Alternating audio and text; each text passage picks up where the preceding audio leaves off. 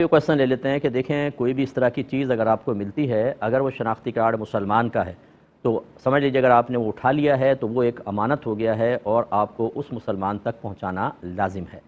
लाजिम का मतलब ये है कि आप शदीद तकलीफ़ में मुब्तला ना हो तो फिर आसानी के साथ आपको पहुंचाना लाजिम ही होगा।